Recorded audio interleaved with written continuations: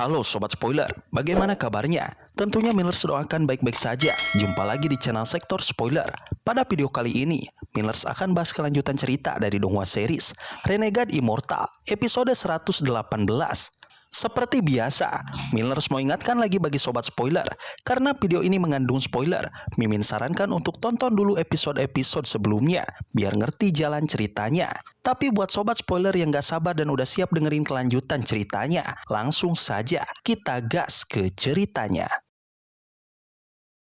Di episode sebelumnya, penjaga penjara membawa Wang Lin ke area tempat para tahanan menunggu eksekusi. Tempat itu penuh kegilaan dan keputusasaan. Namun Wang Lin tetap tenang dan dingin. Energi pembantaiannya mengeringkan tubuh para tahanan hingga menjadi mumi. Tetapi meski telah membunuh banyak orang, ia merasa ada sesuatu yang belum sempurna dalam kultivasinya. Su kemudian menawarkan jalan yang lebih gelap, membawa Wang Lin ke tempat yang jauh lebih berbahaya dengan imbalan membunuh seorang jenderal iblis bernama Si Xiao. Wang Lin kemudian memasuki dunia merah di dasar penjara. Ruang luas yang dipenuhi genangan darah dan para kultivator yang terus hidup dalam rasa sakit. Begitu ia masuk dan duduk di kolam darah, dunia itu berubah menjadi medan pembantaian tanpa akhir. Hari demi hari, para tahanan mati dan hidup kembali, menjadi sumber energi pembantaian yang tak pernah habis. Kabut darah di tubuh Wang Lin semakin pekat, hingga akhirnya pencerahan datang padanya ketika naga perak raksasa turun untuk menyedot energi semua orang. Saat itulah, seluruh dunia merah bergetar, tubuh para kultivator meledak menjadi abu, dan hanya Wang Lin serta seorang pemuda berambut hitam yang bertahan. Naga perak membunuh pemuda itu seketika, lalu menyerang Wang Lin. Ribuan helai energi pembantaian dari tubuh Wang Lin bangkit dan mematahkan cakarnya, memicu kemarahan besar sang naga. Serangan pedang naga perak memaksa Wang Lin melarikan diri, dan dalam kondisi terluka parah ia berhasil keluar sebelum naga itu mengejarnya.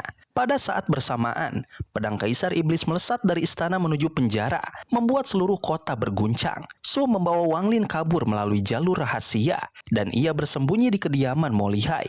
Sepanjang malam, pedang Kaisar mencari dirinya tanpa hasil. Sementara penjara Hong terus dihancurkan dan dibangun kembali dalam amukan tak berujung. Di tempat persembunyiannya, Wang Lin menyaksikan dengan perasaan campur aduk. Sementara Mo Lihai semakin yakin bahwa kekuatan Wang Lin mampu mengangkatnya dalam persaingan para jenderal iblis. Ketika diminta menunjukkan kekuatan sejatinya di hadapan wakil panglima tertinggi, Wang Lin melepaskan 2000 helai energi pembantaian hingga sosok berkuasa itu terpaksa mengerahkan seluruh kekuatannya untuk bertahan. Meski tampak tenang, tubuhnya terluka parah dan harus memasuki masa pemulihan. Malam itu menjadi awal tersembunyi dari perubahan besar. Tanpa diketahui banyak orang, nama Wang Lin mulai mengguncang para tokoh tertinggi di kota iblis langit, menandai munculnya sosok baru yang akan menggoyahkan tatanan kekuatan para iblis.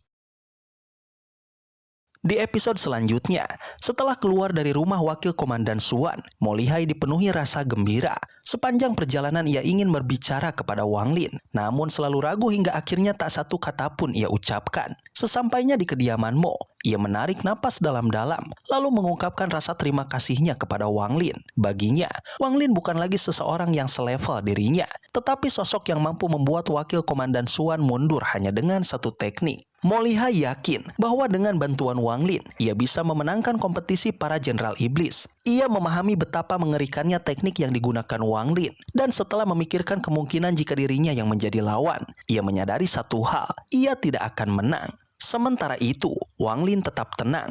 Ia berjanji akan membantu, dan Mo Lihai sangat senang hingga mengajak Wang Lin minum anggur tua berusia 500 tahun. Wang Lin menerima ajakan itu dengan senang hati. Di sisi lain, pedang perak Kaisar Iblis yang berada dalam formasi di paviliun pedang tampak gelisah. Seorang pria berjubah kuning muncul dan menenangkan pedang itu, melarangnya pergi ke penjara Hong. Pedang itu merajuk, namun akhirnya tunduk setelah diancam akan dikirim ke Danau Naga. Meskipun tenang di luar, kemarahannya terhadap Wang Lin semakin membara. Dengan pedang perak tidak lagi menyerang penjara Hong, dunia merah di dasar penjara perlahan pulih. Siklus pembantaian dimulai lagi seperti biasa. Seorang pemuda berambut hitam duduk di kolam darah sambil menyerap niat membunuh. Sesekali kesadarannya muncul, membuatnya sadar bahwa ia harus melarikan diri, seperti seseorang yang pernah berhasil sebelumnya. Saat pembantaian dimulai, para tahanan terlempar ke udara dan saling bunuh. Pemuda itu bergerak seperti dewa perang, membantai tanpa henti hingga ia menjadi satu-satunya yang tersisa. Namun ketika ia mencoba kabur, naga perak selalu muncul dan membunuhnya. Siklus ini berulang berkali-kali hingga naga itu puas dan pergi. Sementara itu, waktu menuju kompetisi para jenderal iblis tinggal setengah bulan. Seluruh kota setan langit dipenuhi aura tekanan. Para jenderal sibuk mempersiapkan diri, baik terang-terangan maupun diam-diam. Perebutan posisi wakil panglima adalah kesempatan emas yang mungkin hanya terjadi sekali seumur hidup. Oleh karena itu, para pembantu jenderal iblis menjadi sasaran utama serangan karena membunuh mereka sama saja seperti mematahkan lengan kanan tuan mereka. Dalam situasi kacau dan penuh bahaya ini, Mo Lihai memilih bersembunyi dan memperkuat keamanannya. Hanya Wang Lin yang tetap hidup dengan cara yang sama setiap hari, pergi ke tepi sungai untuk mendengarkan musik sitar dari perahu yang melintas. Musik itu menenangkan hatinya dan memberinya pengalaman batin yang sulit dijelaskan. Pada suatu hari, ketika ia mendengarkan musik dengan tenang, seorang pria berjubah hitam muncul dan dengan sombong berusaha membunuhnya. Wang Lin tidak bangun, tidak menatapnya, bahkan tidak mengubah posisi duduknya. Ia hanya menggerakkan ibu jarinya dan mengeluarkan serangan jari maut. Dalam sekejap, pria itu mati dan gas abu-abu dari tubuhnya terserap ke tangan Wang Lin. Musik sitar kembali memenuhi suasana seolah tak terjadi apa-apa. Di sebuah restoran di seberang sungai, dua pria berjubah hitam memperhatikan kejadian itu. Mereka memahami betapa kuatnya Wang Lin dan memutuskan untuk mengirim orang lain. Salah satu bawahan mereka menyerang, namun ia juga terbunuh oleh serangan jari maut. Pemuda berjubah hitam berpangkat lebih tinggi akhirnya turun tangan sendiri. Ia berjalan menuju Wang Lin dengan aura kuat yang terus meningkat. Saat berdiri 300 kaki dari Wang Lin, ia menghimpun energi iblis dan energi celestial di sekelilingnya. Namun Wang Lin hanya melambaikan tangan. Serangan jari maut kembali melesat.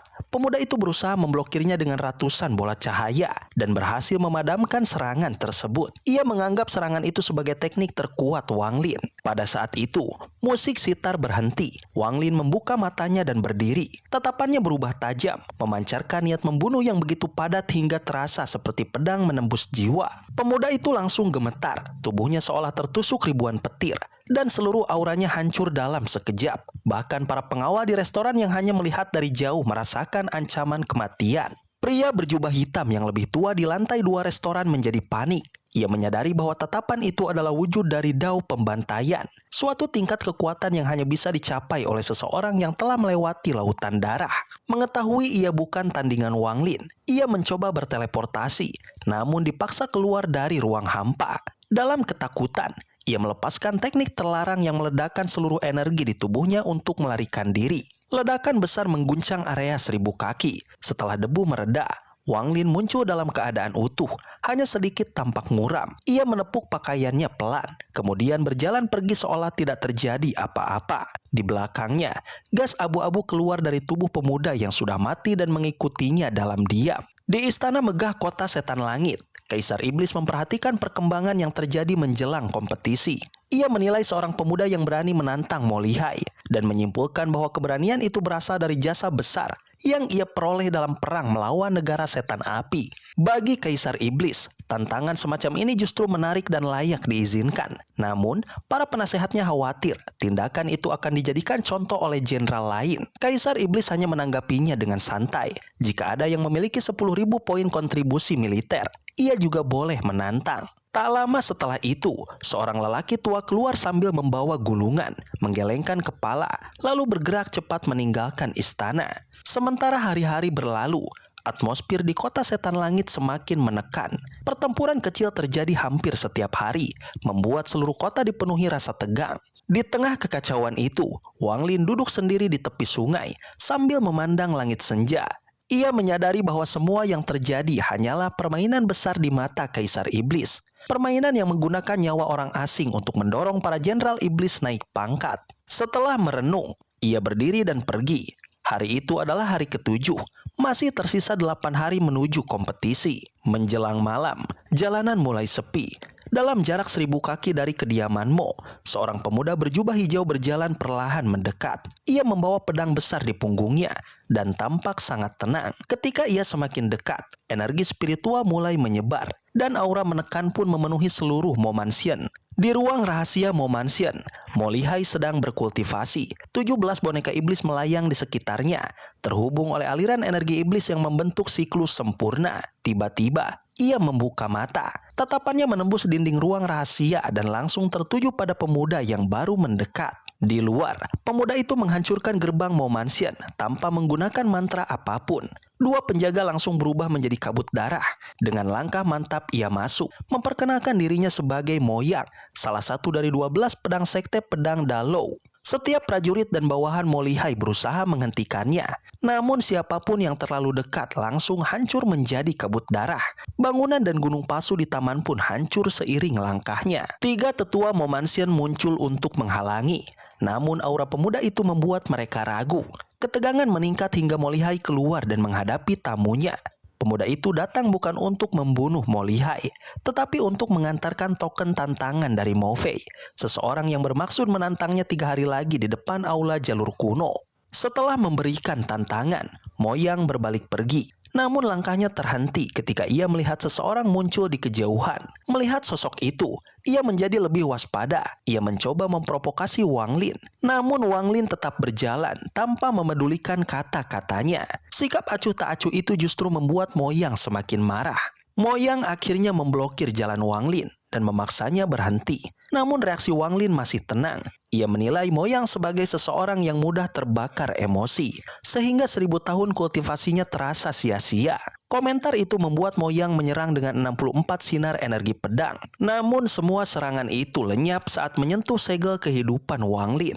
Merasa terhina, Moyang mengeluarkan senjata terkuatnya, pedang raksasa berwarna ungu dengan roh domba jantan yang sangat kuat di dalamnya. Serangan itu sangat dahsyat hingga Mo Lihai dan semua orang yang melihatnya terpaksa mundur jauh. Namun bagi Wang Lin, pedang itu hanyalah senjata yang digunakan dengan buruk. Ia menangkap pedang raksasa itu dengan tangan kosong. Segel kehidupan muncul ribuan jumlahnya untuk menahan kekuatan pedang tersebut. Roh domba jantan berusaha melawan, tetapi dihancurkan oleh aura pembantaian di mata Wang Lin. Pedang pun jinak dalam genggamannya. Melihat senjata andalannya direbut, Moyang terpukul hebat. Ia hampir menggunakan energi pedang rahasia yang diberikan gurunya, harta penyelamat jiwa. Namun Wang Lin menghentikan niat itu. Ia menyatakan bahwa dirinya tidak bermusuhan dengan sekte pedang Dalou dan hanya membela diri karena dipaksa. Ia bahkan mengembalikan pedang itu dan membiarkan Moyang pergi. Moyang terkejut namun menerima kesempatan itu. Ia berjanji akan menyampaikan pesan Wang Lin lalu terbang pergi. Namun dalam perjalanan, ia menyimpan dendam dan merencanakan pembalasan di lain waktu. Tanpa disadari, gas abu-abu merembes keluar dari pedang raksasa di punggungnya. Gas itu menyerangnya begitu cepat hingga ia tak sempat merespon. Tubuhnya layu, kesadarannya luluh, dan ia jatuh dari langit sebagai mumi. Gas abu-abu itu memutus jiwa asalnya dan menyerap daging serta energi spiritualnya. Ketika tubuhnya jatuh ke tanah, ruang di depannya terdistorsi. Wang Lin muncul, memeriksa tubuh itu, lalu membawanya kembali ke kediamannya. Ia membuat pembatas kuat sebelum duduk dan mulai menyelidiki apa yang sebenarnya terjadi. Dalam proses pemeriksaan, ia menemukan bahwa selama pertempuran, saat Moyang menyentuh dahinya, ia merasakan krisis besar, bahaya yang bahkan dapat menembus ribuan segel kehidupannya. Setelah membakar tubuh Moyang hingga meleleh dan hanya menyisakan jiwa asal, ia menemukan sebuah garis biru sangat tipis di dahinya. Sebuah energi pedang rahasia milik Ling Tianhou, pedang Sain yang pernah ia temui sebelumnya. Energi itu sangat berbahaya, namun juga sangat berharga. Wang Lin memutuskan untuk merebutnya. Ia menyempurnakan jiwa asal Moyang selama berhari-hari, hingga hancur menjadi titik-titik cahaya biru. Getaran kuat mengguncang jiwa asalnya, namun ia berhasil kembali ke tubuhnya tepat sebelum koneksi jiwa terputus. Selama 3 hari penuh ia duduk tanpa bergerak, menstabilkan kekuatan baru itu. Pada malam hari ketiga, Wang Lin membuka mata. Dalam ketenangan matanya, tampak cahaya tajam yang menandai kekuatan barunya. Sobat spoiler, itulah spoiler dari Donghua series Renegade Immortal episode 118. Tentunya spoiler ini tidak akan sama persis dengan episode sesungguhnya. Maka dari itu, jika ada kesalahan dalam kata ataupun istilah, serta kekurangan atau kelebihan durasi, harap dimaklumi. Dan jangan lupa untuk mendukung channel ini lebih berkembang dengan cara like, share, dan subscribe, supaya kalian gak ketinggalan update terbaru dari channel ini. Terima kasih banyak sudah menonton video ini sampai akhir Sobat Spoiler. Kritik dan saran positifnya silahkan di komentar. Sampai ketemu lagi di video berikutnya. Tetap semangat dan sampai jumpa.